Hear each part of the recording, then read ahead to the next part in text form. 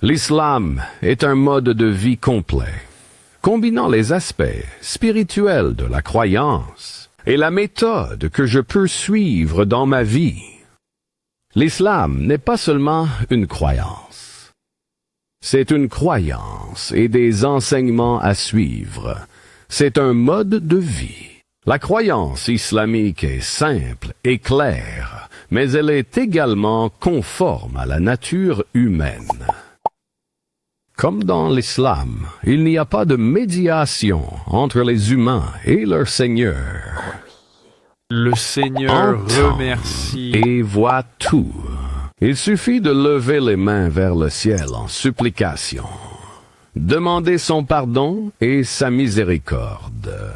Je n'ai pas besoin d'aller voir quelqu'un en particulier. Pour ça, et Pas moi, besoin d'aller quelque part pour cela. La croyance islamique est simple et claire. Elle peut être résumée en 6 points.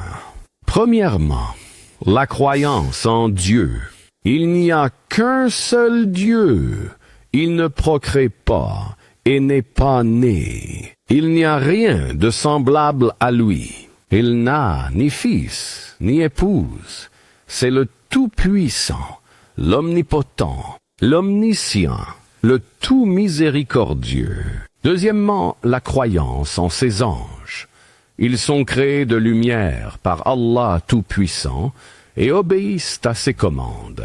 Troisièmement, la croyance en ses livres, qui se sont terminés par le Saint-Coran, que Allah a préservé de toute distorsion. Quatrièmement, la foi en tous les messagers et prophètes de Dieu. Le dernier est Muhammad. Que la paix soit sur lui. Cinquième, la foi en le jour du jugement, où tous seront tenus pour responsables pour ce qu'ils ont fait dans cette vie terrestre. Sixième, la croyance en le décret divin et la prédestination de Dieu. Il y a 5 piliers de l'islam qu'un musulman doit accomplir. Premièrement, le témoignage de foi. Je témoigne qu'il n'y a aucune divinité digne d'adoration, sauf Allah, et que Muhammad est son messager. Deuxièmement, la salat, qui sont les 5 prières quotidiennes obligatoires. Troisième zakat.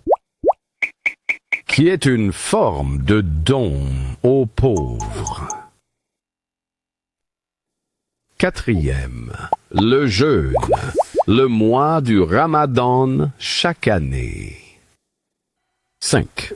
Hajj, qui est le pèlerinage annuel à la Mecque, qui devrait être fait une fois par an, une fois dans une vie, si possible, en termes de santé et de finances. Nous voyons le lien communautaire dans les paroles du prophète Muhammad. Celui n'est pas des nôtres qui n'a pas de miséricorde pour nos jeunes et ne respecte pas nos aînés. Nous voyons l'effort de bien faire dans ces paroles. Allah aime que quiconque fait quelque chose pour lui le fasse bien.